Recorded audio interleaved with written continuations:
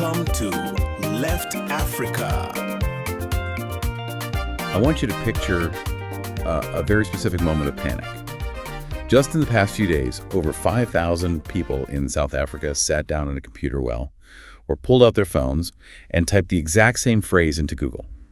SASSA, beneficiary grant review. Yeah, 5,000 people. Right, and that's just the ones who went to a search engine. I mean, that represents thousands of households experiencing this sudden cold dread that their very lifeline is about to be cut. So welcome to this deep dive. Glad to be here.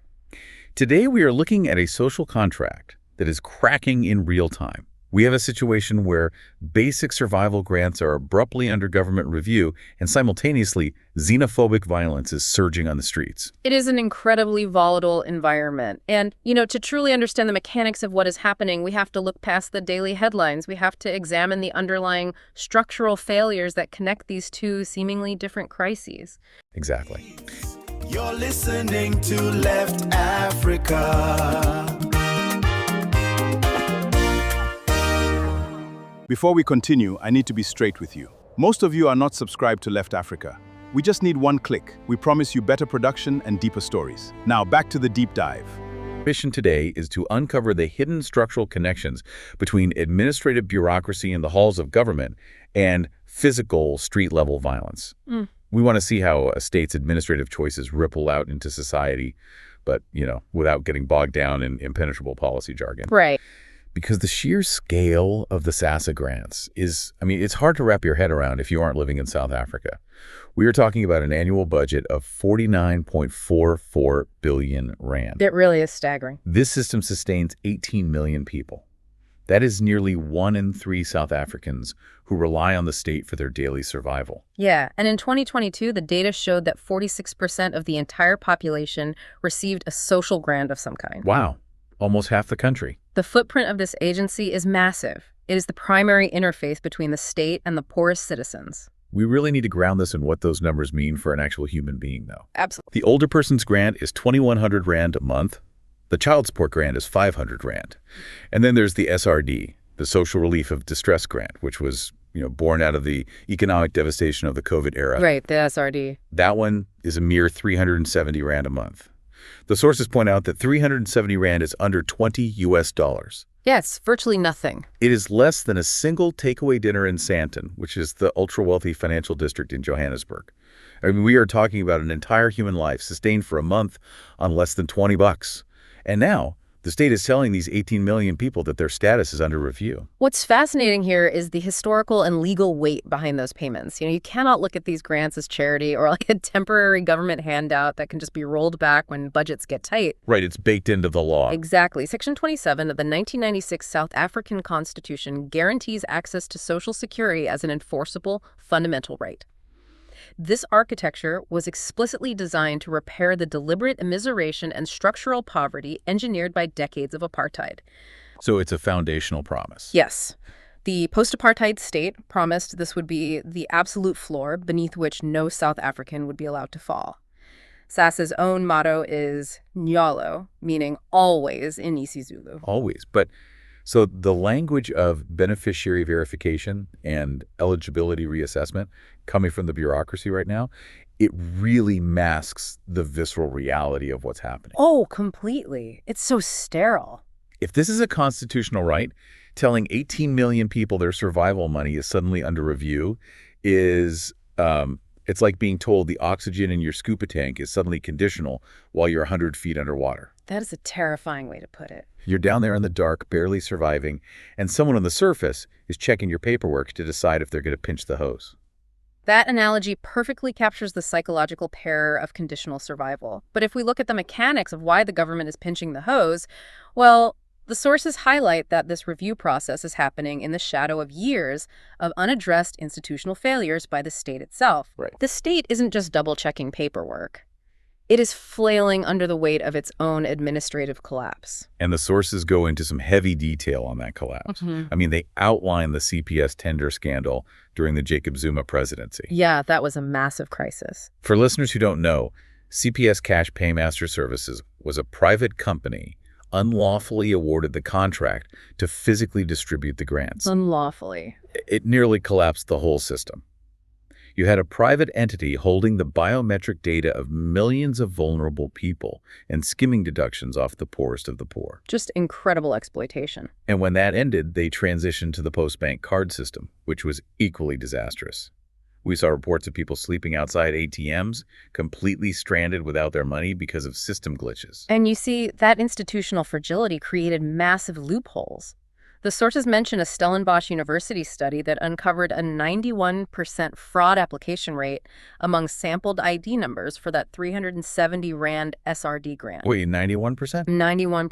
How is fraud on that scale even mechanically possible? Are syndicates just printing fake IDs or what? Well, it's a combination of digital vulnerability and sheer desperation. The SRD grant was largely rolled out via an automated digital portal to get cash to people quickly during lockdowns. Okay. But because the state's IT infrastructure wasn't robust enough to cross-reference every applicant's financial status in real time, criminal syndicates stepped in. Ah, I see. They began harvesting valid ID numbers from unsuspecting citizens and feeding them into the portal using automated bots. So you have a digital system overwhelmed by industrial-scale fraud, right alongside legitimate applicants who are just trying to eat. Let me try a different analogy then. Yeah. The state built a plumbing system to deliver water to thirsty people, but they used cheap, leaky pipes, and criminal syndicates tapped into the main line. Pretty much, yeah. But instead of fixing the instead of building better IT infrastructure and stopping the syndicates, the government is going to the end of the line and interrogating the thirsty people holding the buckets, asking them to prove they really need the water. That is the exact administrative choice being made here. The institution itself is perpetually in crisis, perpetually stretched, but the burden of proof is being shifted onto the most vulnerable.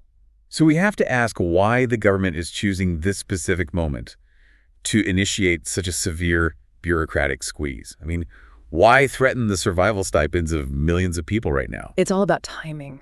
You really can't understand the timing of this squeeze without looking at the existential threat on the political horizon. And that would be the local government elections. By law, these elections have to take place between November 2nd, 2026 and January 31st, 2027. Right. And in South Africa, local government is where the state's failures are felt most acutely. National government handles policy, but local municipalities are responsible for the water coming out of your tap, the electricity grid, fixing the potholes. So let's look at the numbers, because we have this incredibly detailed face-to-face Ipsos Kayabas study. Yeah. They went door-to-door, speaking to 3,600 South Africans between December 2025 and January 2026. Which is a very robust sample size. It is. This isn't an internet poll that skews wealthy. This is real on-the-ground sentiment across demographics. And here's where it gets really interesting. Oh, absolutely. The ANC, the party of Nelson Mandela that has governed since the dawn of democracy in 1994, is polling at just 38% among registered voters for local government. Which is unprecedented. They are trailing a highly fragmented combined opposition. The DA, the Democratic Alliance, which is the traditional pro-business centrist opposition, is polling at 22%. Okay. Then you have the MK Party, a newer populist breakaway faction led by former President Jacob Zuma, sitting at 14%. Right, the one tied to the CPS scandal era. Exactly. And the EFF, the Economic Freedom Fighters, a radical left-wing party, is at 12%. The political landscape is splintering. But those figures pale in comparison to the most shocking statistic in the entire study. I mean, the number that really stopped me in my tracks was this. Let's hear it. 47% of South Africans say no party represents their views. Yeah. Nearly half the country. It is a devastating metric for young democracy. The political analyst Mari Harris, who leads that Ipsos study, describes the electorate as being caught between disillusionment and determination. That's a great phrase. It is. They aren't apathetic. They want the system to work. But if you look at the stakes here, the electorate is functionally politically homeless. For the ANC, this means facing the very real prospect of losing control of municipalities and the vast patronage networks tied to them that they have held seamlessly since the year 2000. So if we put these pieces together, we have a government staring down a catastrophic loss of local power. We have an electorate where 47% of people feel utterly abandoned. Yeah. And a state treasury so stretched it's threatening to cut off survival grants to 18 million people. That is a powder keg. It really is. If we connect this to the bigger picture, history gives us a very clear blueprint of what happens next. Which is what? Well, when a government faces extreme internal failure, resource scarcity, and plunging electoral support, there is a classic authoritarian populist playbook that often gets deployed. The scapegoat. Exactly. You manufacture or at least tolerate an external threat. You need a scapegoat to absorb the public's rage. Which takes us away from the polling data and directly into the streets. Because while the government is reviewing who gets to eat, a parallel crisis is exploding. It's terrifying to watch. We are seeing surging physical violence against migrants. People from Zimbabwe, Mozambique, Nigeria, Somalia, Ethiopia, the Democratic Republic of Congo. Yeah. They are being attacked, their shops are being looted, and they are being displaced. And this has a very dark recurring history in South Africa. It does. The sources explicitly reference the 2008 xenophobic pogroms where 62 people were killed. And the timing and the escalation are what the sources are demanding we pay attention to right now. This street violence is not a random flare-up. Right, it's connected. It is heavily correlated with the state signaling to its citizens that resources are incredibly scarce. When local political leaders fail to deliver water or jobs, pointing a finger at a Somali shop owner or a Zimbabwean laborer is a highly effective way to deflect anger away from the municipality. So what does this all mean? There's a highly specific detail in the Pan-African Visions report regarding this continental pension that I really need your help parsing. Sure. The report mentions a faded $10,000 check from 1994 written by a Ghanaian doctor to Nelson Mandela. Ah, yes. The check. Honestly, when I first read that, I was confused. Why is a 30-year-old piece of fond nostalgia going viral in 2026 in the middle of a wave of violent riots? Well, this raises an important question about historical memory because that check didn't go viral as nostalgia. It went viral as a bitter indictment. You have to remember the history of the frontline states during apartheid. Okay. Other African nations like Ghana, Nigeria, Tanzania, Zambia, Mozambique, they took massive economic hits to boycott the apartheid regime. They sacrificed a lot. They housed South African liberation movements in exile. They funded the struggle. They offered their own resources, their own land, and their own money to help liberate South Africa. I see. So it's not just a nice memory of a donation. Yeah. It's a receipt. It is a receipt. And now, 30 years later, those same nations are watching their citizens be burned and beaten in the very country they helped free. That's incredibly powerful. The debate captured in the sources is fierce. On one side, some South African voices argue that a check from 1994 doesn't create a perpetual entitlement to South Africa's already scarce resources today. Right. But on the other side, across the continent, there is a deep sense of moral betrayal. The argument is that sovereignty doesn't justify abuse, and the foundational philosophy of Ubuntu, I am because you are, has been completely abandoned. And the report argues this isn't just organic hatred from the grassroots. Right. The xenophobia serves a distinct political utility for the ruling class. Yes. And to maintain our impartiality here, I want to reiterate exactly what the source material argues on that point. Good call. The analysis suggests this xenophobic violence is being tolerated by the state as a highly convenient distraction. Migrants make the easiest targets imaginable. Because they can't fight back politically? Exactly. They cannot vote, they have no formal political representation, and blaming them draws the furious public's attention away from the government's own inability to fix its leaky institutional plumbing. It's the ultimate sleight of hand. Look over here at the foreigner, do not look over there at the broken post-bank card. Or the 91% fraud rate. Yeah. Or the fact that we might cut your 370 Rand survival grant next month. And when we synthesize this entire narrative, when we bring the bureaucratic data and the street-level reporting together, the structural reality becomes undeniable. The grant review and the xenophobic violence are not separate, isolated stories. They are the exact same structural logic of scarcity being applied in two different ways. Spot on. The post-apartheid settlement in South Africa was built on two sacred promises. First, a domestic promise, a social safety net that would catch the most vulnerable. The constitutional floor. Right, that was the floor. Yeah. And that promise is being broken right now by the conditional grant reviews, turning that safety net into a sieve. And the second promise. The second was an international promise, Pan-African solidarity, recognizing that the country's liberation was won with the blood and treasure of the rest of the continent. And that promise is being broken by the brutal attacks on migrants. So why should someone listening outside of South Africa care about all this? I mean, you might be wondering why the specifics of this bureaucratic review or this regional violence should matter to you. It's a fair question. The reason you should care is that this dossier is a masterclass in what happens globally when a social contract cracks.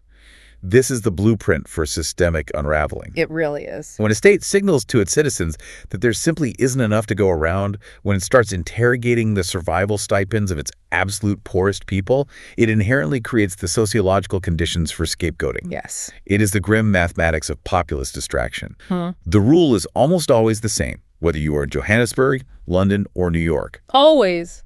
The people who have the least are heavily encouraged by those in power to blame the people who have even less. It is a mechanism of deflection that we see repeated across history. You manufacture or highlight scarcity, you create a bureaucratic review process that heightens everyday anxiety, and you let the resulting tension find a violent release valve against an unprotected minority. Right. The state avoids accountability by turning the vulnerable against the vulnerable. It's chilling when you lay out the mechanics like that. Let's pull all of this together to see the full picture. Let's do it. We're looking at a state that is actively testing the waters of conditional survival for 18 million of its own people. At the exact same time, you have an electorate where nearly half the voters, 47%, feel completely adrift. Claiming no political party represents their views. The local elections are looming, the ANC is polling at just 38%, and the streets are erupting into violence against migrants as a distraction from the failing infrastructure. Yeah. The sources make one thing abundantly clear. A population that cannot eat will not stay quiet. Exactly. The pressure has to go somewhere. The pressure always finds an outlet. And, as we look at this cracking social contract, it leaves us with a final thought that builds on everything these sources have detailed. Okay. The source material meticulously tracks the breaking of these specific promises by the current political class, but it forces us to wonder about the longer timeline. What do you mean? Well, what happens to a nation's foundational identity when the older generation, the generation that actually remembers the drafting of that beautiful, progressive 1996 Constitution, the generation that remembers the fierce solidarity of the anti-apartheid struggle? Yeah. What happens when they are entirely replaced? We are looking at a rising generation whose only lived experience with this state is its administrative failures, its broken tenders, and its manufactured scarcity. Wow. So all they know is the breakdown. Exactly. Could this intense political homelessness, this 47% of people who feel they have no party, actually be the painful, messy birth of a completely new post-liberation political system in Africa? That is a heavy, incredible question to walk away with. What actually comes after the liberation generation has lost its mandate? It's something we all need to watch closely. Absolutely. Thank you so much for joining us on this deep dive. Keep questioning the narratives you see, keep looking at the underlying data, and remember, sometimes the most profound national crises don't start with a loud explosion. No, they don't. Sometimes they just start with 5,000 people typing a desperate question into a search bar, waiting in the dark to see if their oxygen is about to be cut.